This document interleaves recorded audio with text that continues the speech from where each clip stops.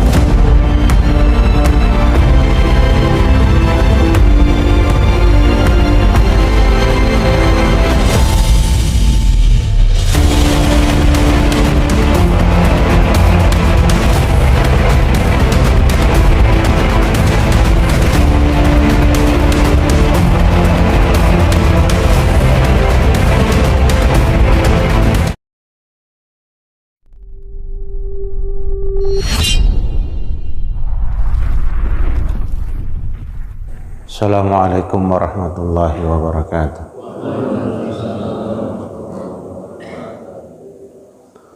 Alhamdulillah wassalatu wassalamu ala rasulillah Sayyidina Muhammad ibn Abdillah wa ala alihi wa sahbihi wa man walah la hawla wa la quwata illa billah. Rabbi syrah li sadri wa yassir li amri wa hlul 'uqdatam min lisani yafqahu qawli, amma ba'du. Jamaah salat subuh yang dimuliakan Allah Subhanahu wa taala, alhamdulillah berkat rahmat dan karunia-Nya kita dapat menunaikan berbagai macam tugas kita baik kepada Allah Subhanahu wa taala, kemudian kepada Nabi kita Muhammad sallallahu alaihi wasallam dan kepada lingkungan kita, bil khusus kepada diri kita yang memang harus diberikan jatah dan kewajiban kepada diri kita. Kita lanjutkan kajian kita pagi ini bersama hadis-hadis yang terhimpun dalam kitab Fathul Bari, masih dalam Syu'abul Iman. Qala al-mu'allif rahimahullah wa nafa'ana bi'ulumihi fid dharaini amin. Babu man kariha ayyauda fil kufri kama yakrahu ayyulqa finnar minal iman. Bab ini menyatakan orang yang tidak senang, orang yang benci kembali kepada kekufuran sebagaimana dia bencinya dan tidak senangnya dilempar ke dalam api. Itu bagian daripada iman. Haddatsana Sulaiman bin Harbin qala haddatsana Syu'bah an Qatadah an Anas radhiyallahu anhu anin Nabi sallallahu alaihi wasallam qala. Dari sahabat Anas radhiyallahu anhu, mudah-mudahan Allah meridai kepadanya, anin Nabi sallallahu alaihi wasallam, dari Nabi kita Muhammad sallallahu alaihi wasallam qala, bersabda Nabi, salasun man kunna fihi wajada halawatal iman. Ada 3 hal yang apabila orang itu ada di 3 hal tersebut, dia akan mendapatkan indahnya, lezatnya, manisnya keimanan. Pertama, man kana Allah wa rasuluhu ahabbu ilaihi mimma siwahuma. Yang pertama adalah orang yang ada Allah itu dan Rasulnya lebih dia cintai daripada selain keduanya. Yang kedua, wa man ahabba 'abdan la yuhibbuhu illa lillah. Yang kedua adalah seseorang yang mencintai, orang yang mencintai sesamanya, mencintai hamba Allah, dia tidak mencintainya kecuali karena Allah Subhanahu wa taala. Wa man yakrahu ayyauda fil kufri ba'da id anqadhahu Allah kama yakrahu ayyulqa finnar.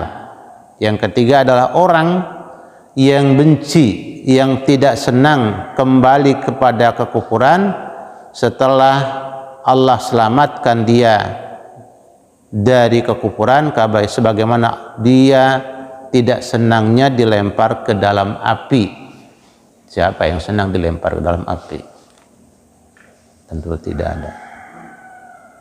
Secara nuraninya, tapi banyak orang senang dilempar ke api neraka lewat hawa nafsunya. Hadis ini masih bagian daripada menjelaskan cabang-cabang iman. Ya, karena cabang iman kita ulang-ulang selalu bahwa cabang iman itu 70 sekian cabang. Kemudian ini adalah bab yang menjelaskan kalau kita tidak senang dengan apapun yang berbau kekafiran, nah kafir ini adalah sempat heboh di tengah-tengah masyarakat kaum muslimin, di mana ada sekelompok orang bahkan berlibel-libel tokoh itu mempertanyakan tentang lafaz kafir. Ini kafir adalah dia bilang lafaz yang ekstrim, yang radikal, yang tidak sesuai diucapkan di tengah-tengah masyarakat yang majmu. Itu karena dia tidak membaca sejarah panjang tentang bahasa. Dia tidak menguasai bahasa. Dia pikir kafir itu apa? Nah, jadi kafir itu adalah bisa berarti petani yang suka menutupi benih dan biji yang ditanam. Itu kafir. Kan orang kafir itu para petani, kalau para petani itu kan suka menggali lubang, kemudian ditanamnya biji, ditutupnya. Itu namanya orang kafir. Makanya orang kafir di Mekah nggak pernah tersinggung dibilang kafir. Ada orang mana tahu yang nggak ngerti lafaz kafir kok marah-marah dibilang kafir. Jadi kafir itu bahasa yang sangat bagus sebenarnya. Jadi bahasa kafir adalah bahasa yang artinya menutup diri. Dia belum mau, ya silahkan. Kalau belum mau, kalau nggak mau, kita juga kan nggak memaksa. Kita juga punya aturan, lakum dinukum waliyadin. Kita tidak boleh memaksa mereka. La ikraha fid din, wiridan kita pagi-pagi mesti baca itu. La ikraha fid din. Tidak ada paksaan dalam urusan agama. Silakan aja masing-masing, apalagi kalau sudah pada dewasa, ya. Kewajiban kita cuman menyampaikan. Setelah disampaikan mau ikut monggo, ra ikut ya ora apa-apa. Enggak dipaksa. Nah, kita jangan yang terbawa dengan isu-isu liberalis. Liberalis ini orang-orang yang maunya bebas apa aja. Ya, bebas apa aja di jalan kita nggak bisa jalan, Pak. Di perempatan kita mau bebas apa aja gitu. Di jalan mau bebas apa saja ya tetap memang kita udah bayar pajak. Tapi ya tetap ada aturan. Ya, kalau nggak ada aturan ya nggak kacau hidup ini. Nah, itu bentuk-bentuk namanya peraturan. Jadi mau bebas saja, orang-orang liberal maunya bebas apa aja bebas katanya. Ya nggak begitu dong. Apa aja bebas tidak ada di dunia ini.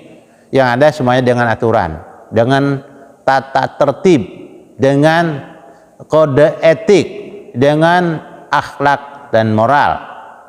Nah, di jalan ya kita kalau udah lampu kuning hati-hati. Bahkan yang bagusnya berhenti aja, jangan ditabrak aja. Itu sebuah aturan. Nah, hati-hati berarti artinya bisa harus berhenti aja dah. Hati-hati mah. Karena hati-hati itu adalah syubhat. Syubhat. Ya. Jangan ditabrak udah syubhat mah. Biar aja dah, ntar aja. Tunggu. Ya. Kemudian kalau sudah lampu merah ya berhenti dah. Jelas di lampu merah. Artinya kalau udah haram ya udah. Kalau makruh ya coba jangan dikerjakan. Karena makruh itu kan dibenci. Jadi dibenci masih dikerjakan juga. Udah, stop. Kalau halal bismillah, tetap hati-hati walaupun halal. Walaupun hijau tetap kiri kanan ditengok. Kenapa? Karena ada yang mabuk kadang-kadang. Pagi-pagi masih agak remang-remang, kita jalan main hantem aja di perempatan, enggak. Ada yang mabuk kadang suat, lewat aja. Nah, itulah aturan-aturan yang namanya nanti lafadz kafir adalah lafadz yang memang bahasa bagus, bukan bahasa jelek. Itu bahasa yang halus, bahasa halus. Jadi kalau kita tidak senang kembali kepada menutup diri, kan menutup diri paling nggak bagus. Ya, kita menutup diri dari semua yang masuk, enggak. Indonesia sebuah negara yang besar dan raksasa, tidak menutup diri untuk tamu yang datang. Silakan, orang asing datang ke Indonesia silakan. Cuma ada pintu gerbangnya. Pintu gerbangnya mana? Ya kan apa namanya, imigrasi, kemudian bea cukai, ya pelabuhan, bandara, terminal, itu pintu-pintu gerbang. Dari situlah petugas nanti memeriksa dan mengatur. Nah, jadi kalau sudah dengan aturan, ya negara besar ini, jadi nanti enggak kebablasan. Nah, tamu masuknya diperiksa dan ada ruangan tamunya. Tamu tidak boleh masuk sembarangan ke dapur. Ngapain tamu ke dapur? Dapur itu apa? Dapur itu logistik barang-barang, termasuk di dalamnya nanti ada beras. Ya. Beras itu tidak boleh, maksudnya orang-orang asing kok nanam padi di Indonesia ngapain? Memang orang Indonesia pada kemana? Di dapur itu ada apa? Ada minyak. Minyak itu ya kita yang ngatur, jangan mereka. Nah, pertambangan minyak harusnya ya kita yang ngenambang gitu, kita yang olah dan seterusnya. Di dapur ada apa? Ada cabai dan sayur mayur. Iya, tanamlah, kita yang nanam. Masa sayuran dia yang nanam gitu? Di dapur ada apa? Di dapur banyak sekali barang-barang kebutuhan kita. Kan di dapur itu nanti kiri kanannya ada kulkas, ada ini dan itu. Jangan buka kulkas sendirilah, ambilin dah kulkas, apa namanya, minuman dari kulkas. Ini kadang orang asing masuk sembarangan gitu. Nah, di situ maksudnya itu begitu, ya. Jadi lafadz kafir kita masih tetap konsisten membaca surat Al-Kafirun. Bismillahirrahmanirrahim. Qul ya ayyuhal kafirun. Mas mau diganti? Ganti ayat Al-Quran gitu? Kalimat yang ada di Al-Quran, ya dosa lah kita. Bisa jadi murtad kalau dengan sengaja. Kalau nggak paham ya lain lagi. Ya. Ini lafadz kafir. Jadi banyak apa sekarang ini orang-orang liberal begitu ngomongnya.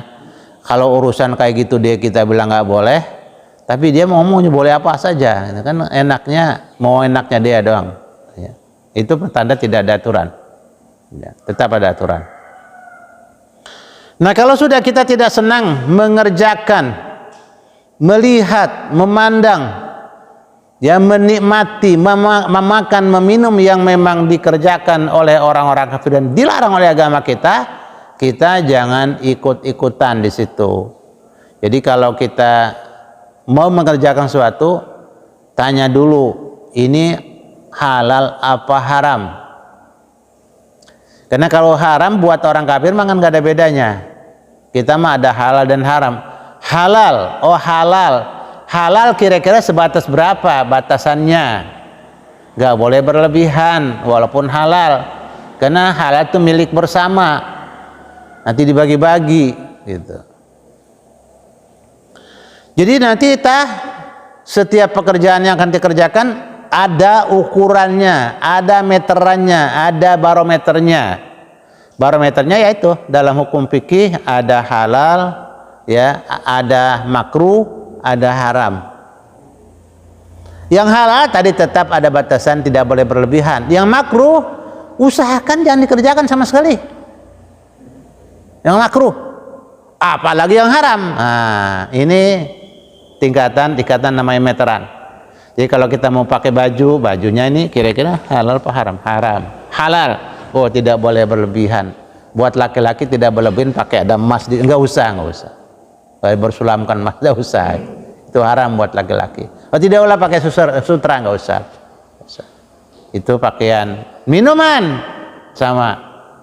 Ya. Oh, ini halal ya, minum silakan tapi jangan berlebihan. Oh, ini makanan halal tapi jangan berlebihan. Begitu. Anasin radhiyallahu anhu anin Nabi sallallahu alaihi wasallam, dari sahabat Anas, mudah-mudahan Allah meridhai kepadanya, dari Nabi kita Muhammad sallallahu alaihi wasallam, qala, Nabi bersabda. Siapa Anas itu? Anas itu sahabat Nabi yang umurnya panjang, 200 tahun, Pak. Karena dia dapat doa khusus dari Nabi. Makanya Bapak kalau mau panjang umur, datang kepada orang-orang yang menjadi pewaris Nabi. Datangnya apa? Ya cuma minta doa doang. Doakan saya biar sehat panjang umur, bisa ibadah. Dah. Terus rajin-rajin berkunjung kepada para pewaris Nabi dan para pejuang yang meneruskan perjuangan Nabi. Nah, Anas itu kenapa panjang umur? Karena doanya langsung dari Nabi. Mudah-mudahan kau panjang umur, sehat, kuat, bisa beribadah. Nah, itu kita makanya ziarah itu di samping ziarah kubur ya ada ziarah kepada para ulama yang masih hidup, para habaib yang masih ada, saya datang. Ya cuman ketemu, Pak. Kalau bahasa para sahabat Nabi, kalau datang ke Nabi, ausini ya Rasulullah, ausini ya Rasulullah, tolong Rasulullah berikan saya wasiat, tolong ya Rasulullah nasihati saya. Nah, begitu. Kenapa? Karena di rumah para ulama ada kitab, Pak, ada buku hadis. Mau baca apa nih, Pak? Jadi saya pernah datang di Jeddah, salah satu ulama Betawi, ya, ulama antik ini, ulama yang ahli dalam masalah penerbangan. Saya masuk ke rumahnya, itu ruangan tamunya, di depannya itu kitab berjejer. Set, begitu datang mau baca kitab apa? Nah, begitu. Syekh Farid Al-Batawi, asli Betawi tapi nikah dengan orang Baduy Arab. Luar biasa. Jadi kalau dulu waktu saya di sana nge-base camp terus tuh di situ. Kalau mau pulang kan emang namanya mahasiswa, tiket gratis. Sering diundur-undur sama penerbangan, ya tiket gratis. Ntar belakang di cancel lagi. Ya tiket gratis kan. Kalau ada yang penting kita di cancel, ya. Ada pejabat datang darurat, ya kita di cancel, yang namanya tiket gratis. Nah, di mana tiket? Di bandara. Wah, minum bisa ribet. Kita ke rumah Syekh Farid Al-Batawi, masya Allah. Jadi kita ziarah ke sana mau ngapain? Ya itu tadi. Yang paling bagus ausini ud'uli, tolong syarikni fi du'aika ya Syekh. Tolong nama saya, sebut aja nama saya Usman, ya, dari Depok, Syekh. Tolong sebut-sebut biar sehat panjang umur, dapat ilmu yang bermanfaat, punya rizki yang berkah. Begitu. Yang dia sholatah, kan wajah kita udah story nih, tadi habis datang, ya, ingat dia tamu saya tadi. Nah, ini Anas. Nah, Anas bin Malik tuh disebut Abu Na'al, panjang umur, banyak anak. Anaknya banyak, Pak. Wanatu, anaknya banyak. Emang banyak anak kan kalau soleh-soleha bukan main. Lah enak bener. Yang repot anak satu bandel, udah dah ribet bener kita. Anak banyak soleh dan soleha, masya Allah. Kita sakit satu udah ngerubutin semuanya. Mana Pak? Mana Pak? Mau kemana Pak? Mau makan apa Pak? Dipijit-pijit, aja diurut-urut pelan-pelan, enak bener. Enak bener. Itu anak soleh dan soleha. Nah ini yang ketiga, Anas itu disebut Abu Na'al, bapak sandal. Kenapa? Karena Nabi kemana saja sendalnya langsung diamankan. Ya masa Nabi keluar dari masjid sholat sendalnya hilang, kan lucu bener. Ya, itu gak, apalagi lo dalam acara-acara begitu keluar kiai sendalnya hilang, kan gak bener ini. Panitia, bereskan sendal kiainya, ustadznya amankan, ya. Jangan sampai keluar, waduh, begitu keluar mau dia kan tahu halal dan haram, kalau enggak paling tahu syubhat, pas pulang jadi nyeker kan, gak lucu. Nah itu Rasulullah kan memang nggak zaman sekarang, nggak zaman dulu urusan sama sepatu mah. Kalau di masjid gelap zaman dulu mah apalagi. Begitu keluar nggak kelihatan sendal, remeng-remeng sama-sama pakai baik. Enggak. Itu yang panitia itu harus tahu gitu, harus paham. Itu namanya kayak Anas. Makanya jadi berkah tuh Anas. 10 tahun sama Nabi ngaji. Mana-mana dia selalu sendalnya, kalau bahasa sekarang kantong plastik dah. Kantong plastik diamanin sama dia. Duduk di pojokan gitu. Pas Nabi bangun mau keluar, sendal diangkat, dikeluarin, ini Rasulullah sendalnya. Masya Allah, itu Anas. Udah berkah hartanya, berkah anaknya, berkah ilmunya, panjang umurnya. Ya, panjang umurnya. Nah ini sering-sering ziarah ke para ulama, emang itu salah satunya. Ya doakan kita kunjungan ke para ulama, 40 ulama, ya pasti ada dikabulkan. Mau satu aja ulama mah beda doanya. Ya, ini yang keren. Anas bin Malik radhiyallahu anhu luar biasa ilmunya, anaknya, kekayaannya, dan umurnya panjang. Ya kita kan kadang-kadang pengennya umur panjang, kagak diebel-ebelin. Umur panjang sehat pak, umur panjang sehat dan bisa beribadah. Itu jangan sampai doanya cuman ya Allah doakan saya berumur panjang umur. Enggak, panjang umur kalau nggak sehat bukan main ribet banget dah, nggak enak bener pan. Kalau udah semakin tua terus sakit, ya Allah bocah sekarang pada nggak sabar, cucu kadang-kadang kan nengok bentar nengok peluang, ya harusnya kan engkongnya atau kakeknya ditanya sama cucu apa kong mau apa kong. Ini cucu memang sekarang bocah pada ribet dengan sibuk dengan urusan-urusan yang sebenarnya remeh temeh. Nah ini pelajaran juga, makanya dalam ilmu itu oleh Imam Ghazali dibagi dua, ilmu yang terpuji dan ilmu yang tercela. Ilmu yang terpuji itu dibagi 4. Ada usul namanya pondasi, ya. Kemudian ada furu namanya, kalau furu itu cabang. Tadi usul adalah batang, ya, dan pondasi, tiang dan pondasi. Kalau furu itu jendela dan pintu. Terus setelah itu apa?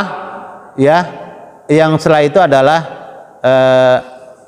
al-muqaddimat, pengantar. Yang terakhir namanya al-mutammimat, penyempurna. Dari masing-masing ini dibagi-bagi. Usul ada 4. Dan ini adalah manhaj pendidikan, kurikulum pendidikan yang harus dipegang-pegang teguh oleh orang-orang kaum muslimin. Yang usul dulu. Yang usul apaan? Yang usul atau yang pondasi apaan? Al-Quran yang pertama. Baca, bocah ajarin. Kita udah terlambat, kalau kita mah nggak apa-apa, emang udah kadongan, terlambat. Yang dulu kita belum paham, belum baca kitab Imam Ghazali nggak apa-apa. Tapi anak cucu jangan sampai terlambat, Quran dulu. Jangan nyanyi dulu, Quran dulu. Habis Quran, hadis-hadis Nabi. Nah, ini termasuk hadis Nabi, makanya luar biasa para sahabat Nabi. Luar biasa. Dan kita kenal para ulama, para masyayikh yang khatam kitab hadis 12 kitab, berbeda dengan yang cuman dapat baca kitab Arba'in Linawawi. Luar biasa. Itu orang Masya Allah, sosok Islam yang sempurna berjalan. Masya Allah. Luar biasa. Bicaranya, ya, kemudian ngomongnya dan muamalahnya, berinteraksinya, Masya Allah, lembut. Allah yarham, Allah yarham para guru kita, Masya Allah. Nah yang berikutnya nih Pak, adalah atharus sahabah, ya, jejak para sahabat. Itu sejarah maknanya dibacain, orang-orang hebat. Nah makanya orang-orang Citayam tuh, orang Bojonggede, orang apa Citayam, orang Depok itu suka ziarah. Kemana? Ziarah ke para ulama dan para wali songo, karena orang-orang soleh dia. Nah, tetapi ziarah ke sana jangan cuma ngambil air yang di sumur. Baca sejarahnya, siapa Syekh Maulana Hasanuddin. Oh ternyata dia ustadz muallim, tuan guru, ya. Ki Abdul Razak Mamun dibaca sejarahnya dari Tegal Parang, dibaca dia. Saya kena ingat betul pesan beliau, emang kita mah dulu jangan khawatir. Kita emang tahun-tahun 80 ceramah dia, kita jangan takut, jangan khawatir, kita emang belum punya dokter, belum punya rumah sakit, dia bilang. Emang kenapa? Lah kita mana kerja Pak berantem sama Belanda, kalau mereka pada kerja sama Belanda. Iya, mereka pada kerja sama sama Belanda, kita mau berantem. Ya mau dia menjajah kita suruh pulang loh. Gitu. Tapi orang-orang mereka sono mah pada kerja sama. Ya dididik, dibawa ke sono, pulang jadi bikin rumah sakit begitu. Alhamdulillah nanti anak-anak sama cucu pada sekolahin di kedokteran, di kemiliteran, kata Kiai Razak Ma'mun. Begitu harus ada. Nah, subhanallah. Ini asarus sahabat adalah jejak para sahabat harus diajarin, harus dibaca sejarahnya. Karena sahabat Nabi 150.000 orang yang tercatat itu.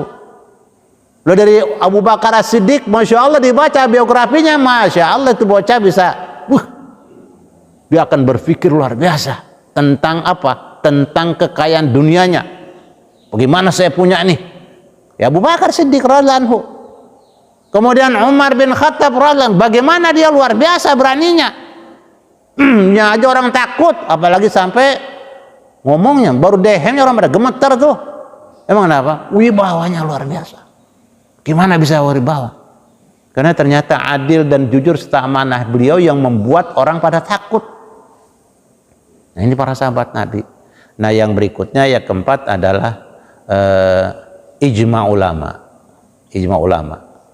Nah ijma ulama inilah yang nanti dibilangnya kalau bahasa sekarang kitab karya para ulama, dari mulai mazhab Syafi'iyah itu fikih-fikihnya dibaca, mazhab Hambaliyah dibaca fikih-fikihnya, mazhab Hanafi dibaca buku-bukunya, mazhab Maliki dibaca bukunya. Nanti kakak pada ribut. Oh ternyata emang ada penjelasannya dari para ulama. Tinggal baca doang kita, orang udah ditulis sama dia, nggak usah pakai nyimpulin lagi, nggak susah jadinya. Baca aja. Nah, subhanallah, itu Anas. Kenapa panjang umur tadi doa dari Nabi kita Muhammad SAW yang langsung. Nah kita sekarang masih tetap ada yang melanjutkan doa Nabi yang bisa begitu. Siapa? Para pewaris Nabi. Siapa? Al ulama warasatul anbiya.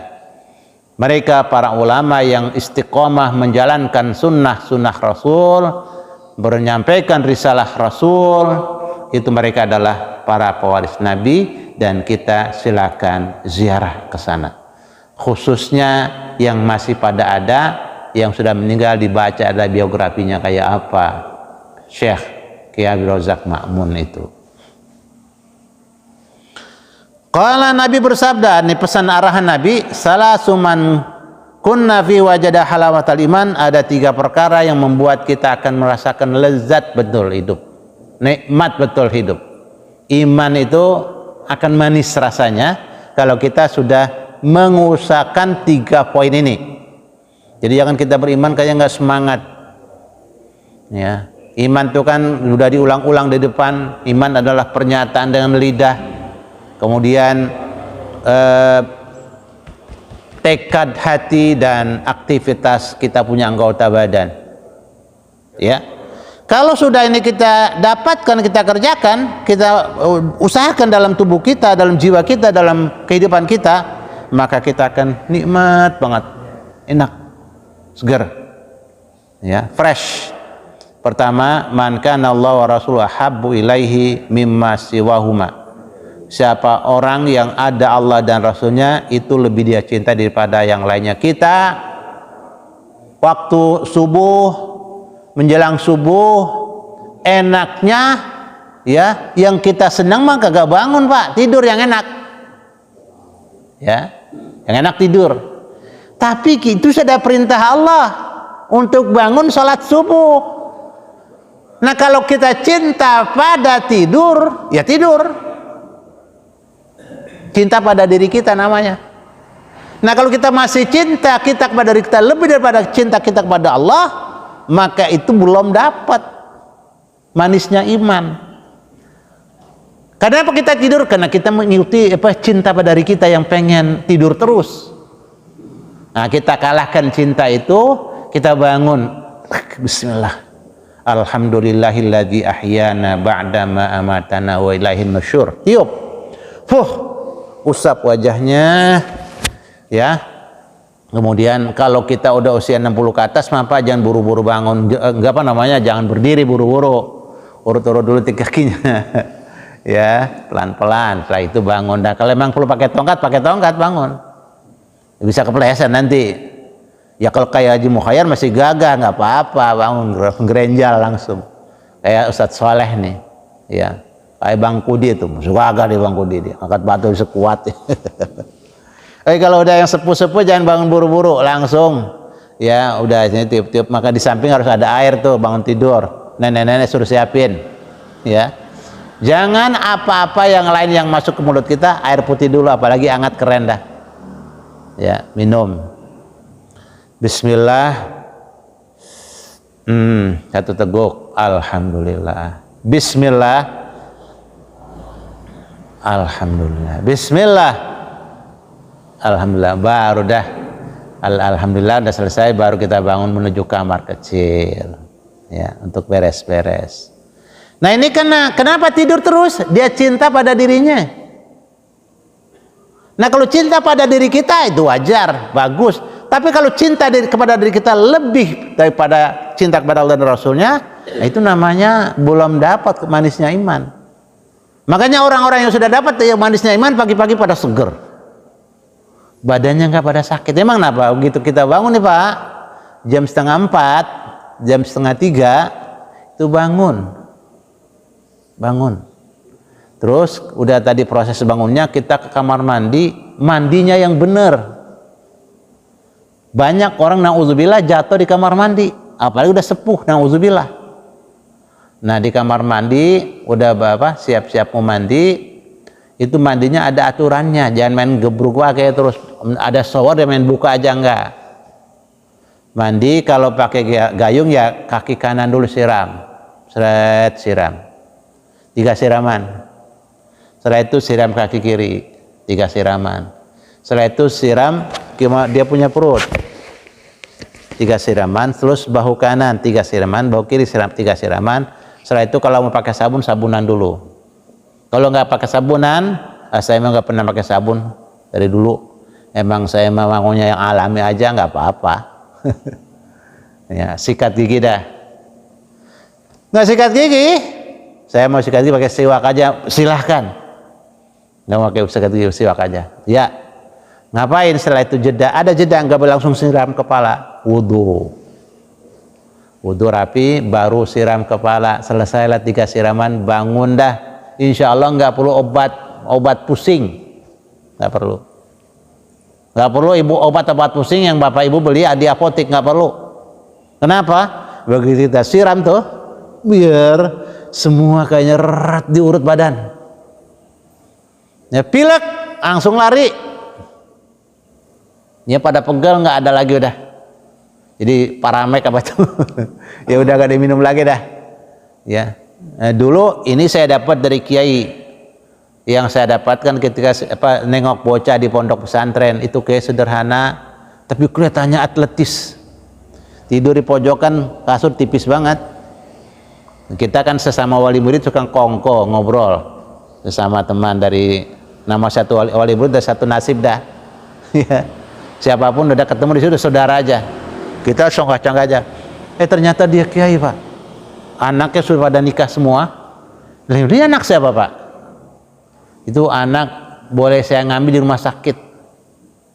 Jadi kalau rumah sakit itu ada anak yang suka ditinggal oleh bapak ibunya, tak diambil. Nah ya bingung kan, rumah sakit gimana nih anak. Nah dia adopsilah, diangkat satu anak jadi anak angkatnya, dan usianya sudah 90 tahun. Saya pikir baru 50 tahun. Masih seger benar. Ada yang antaranya cerita itunya tuh, mandinya tuh kayak gitu, ama bangun malam doanya, dan ama nengok ke rumah sakit orang sakit. Jadi ketika dia nggak ada saudara rumah sakit, nggak ada saudara, datang aja ke rumah sakit, nengok, astagfirullah, ya Allah, alhamdulillah, mudah-mudahan si Allah sehatkan badan saya sampai akhir hayat, bisa beribadah kepada Engkau. Nah itu dia ngurus anak-anak yang terlantar, disekolahkan, dipondokkan, dimasukkan pesantren.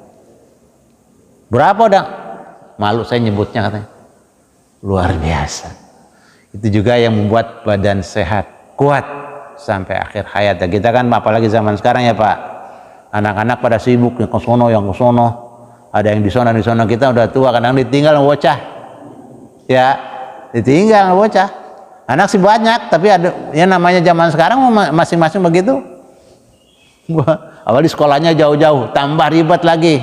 Makanya almarhum B.J. Habibie sedih, nangis ketika di usia tuanya sepi, ditinggal istri duluan lagi, tambah nangis, tambah sedih. Anak yang satu di Jerman, yang satu di Amerika, yang satu di Eropa. Ya Allah, sedih banget. Sedih. Subhanallah. Ya, ini nanti pekerjaan-pekerjaan yang mengarah kepada diri kita, yang kita senangi, ya bagus. Tapi udah ada barometernya. Tapi juga harus diukur, jangan sampai meninggalkan, melebihi perintah cintanya kita kepada Allah. Kalau udah perintah Allah, ya bangun dah subuh.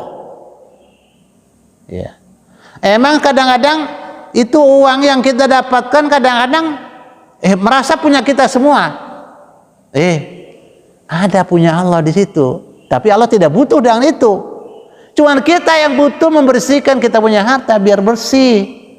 Ya dapat 100.000, 2.500 perak Bang Ishak, 2.500 perak.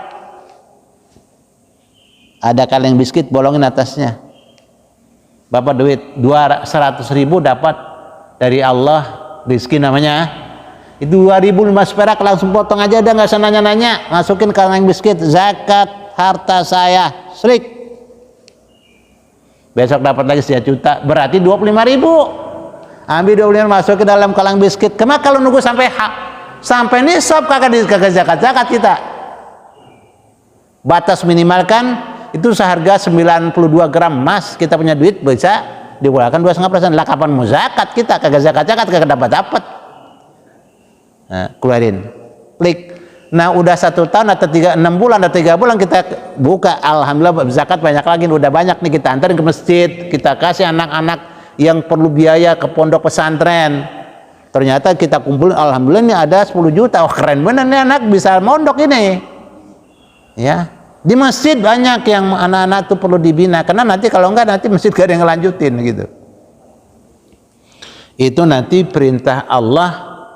Kita emang cinta sama harta kita, sama duit kita cinta. Wa innahu li hubbil khairi lasyadid. Kita ini orang memang cinta betul sama dunia. Dunia itu apa? Ya harta, ya tahta, cinta benar.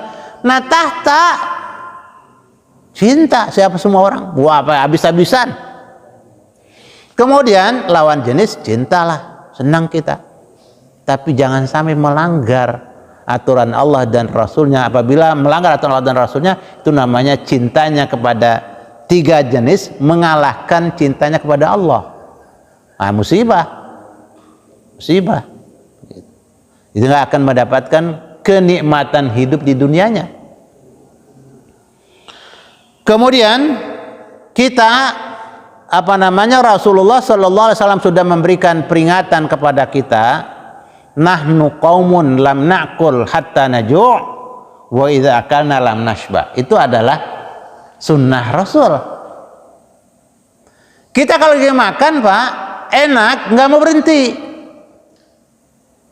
Kalau kita makan enak nggak mau berhenti. Ingat, kalau cinta kepada Rasulullah bilang. Nah, memang cinta kita kepada badan kita kadang-kadang nggak mau berhenti nih, emang enak nggak makan terus. Nggak, Rasulullah bilang kami adalah orang-orang, kami itu kan dia dan mewakili umatnya. Kita adalah orang-orang yang tidak pernah makan kecuali terasa lapar.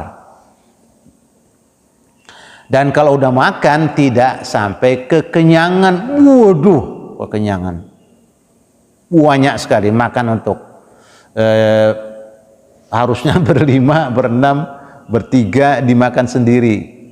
Nah itu akhirnya jadi tidak cintanya kepada Rasul masih melebihi mengalahkan cintanya kepada dirinya. Ya enak memang, tapi itu namanya tidak cinta Rasul. Nah cinta Rasul nanti makanya banyak. Nih di sini salah satunya nanti bisa terus kita oh iya cinta Rasul kayak gitu ya, iya. Ya emang enak. Jangan diturutin enak, karena laisa kullu ma yalma'u zahaban, tidak semua yang gemerlapan adalah emas. Kemudian wa man ahabba 'abdan la yubihu illa lillah, siapa orang yang mencintai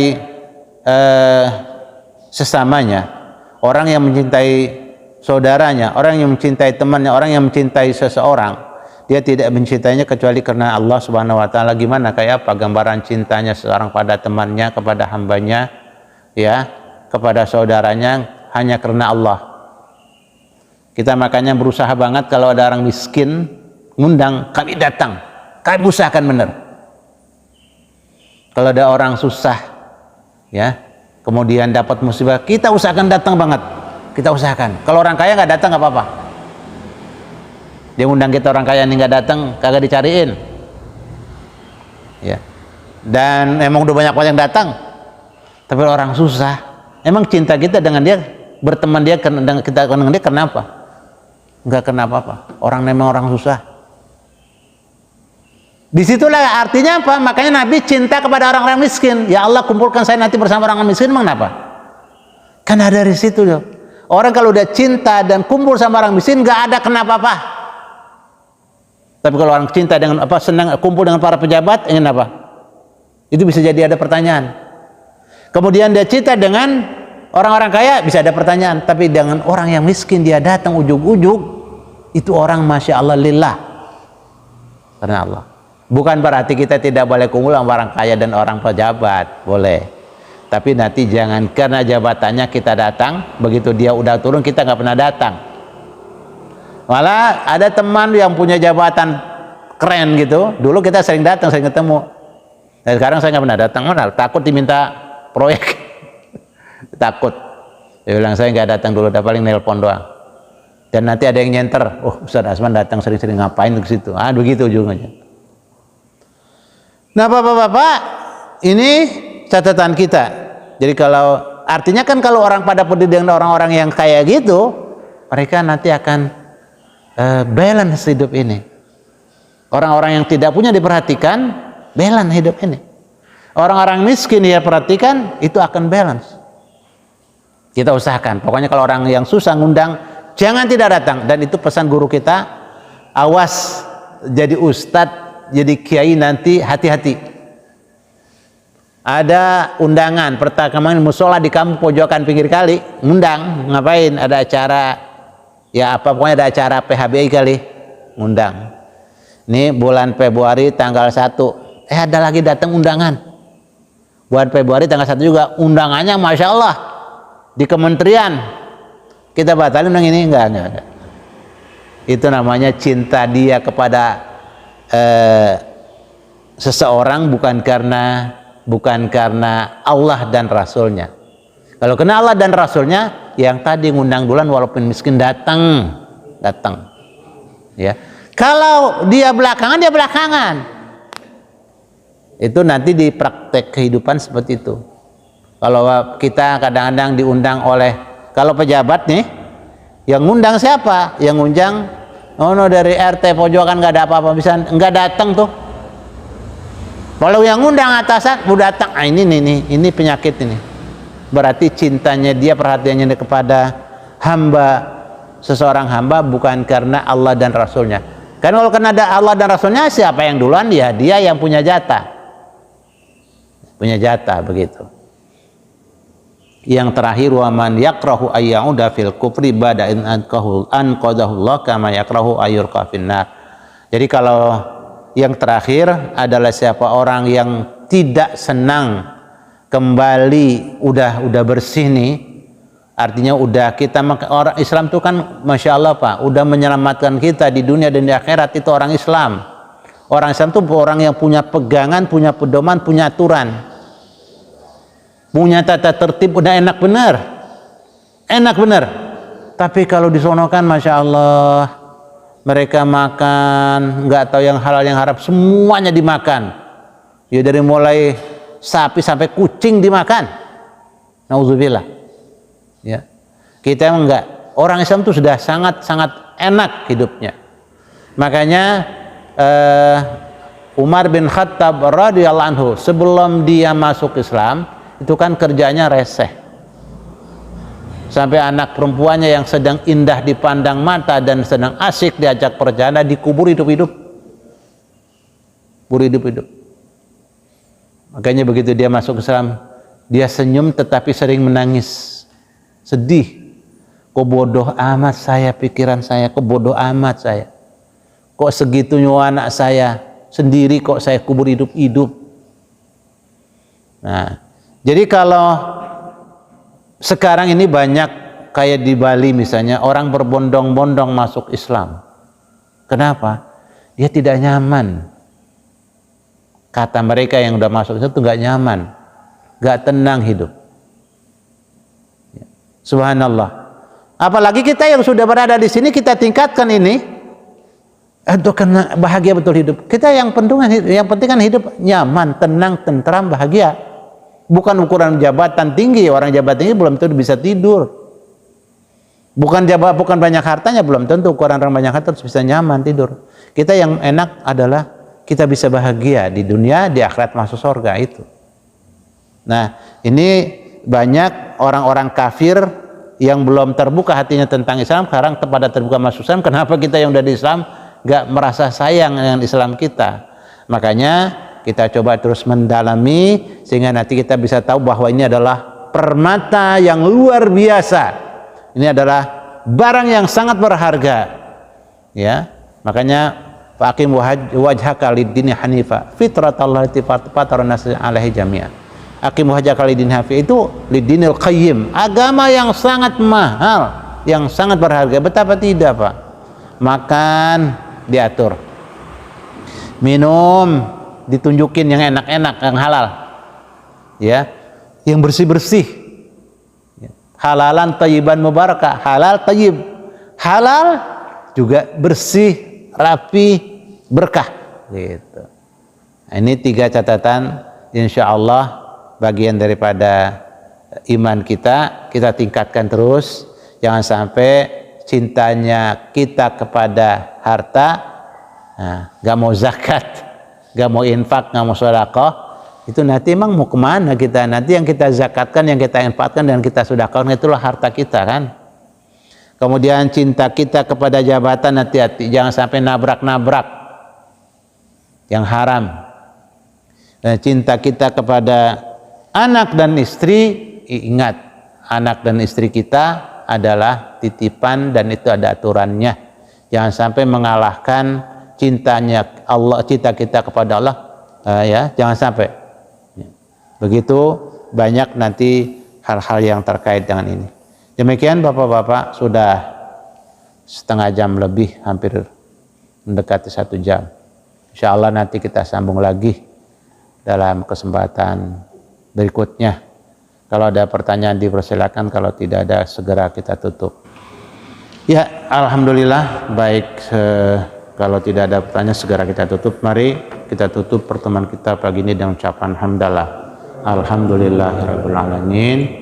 Kemudian doa kafatul majlis. Subhanakallahumma wa bihamdika asyhadu an la ilaha illa anta astaghfiruka wa atubu ilaik. Wassalamualaikum warahmatullahi wabarakatuh.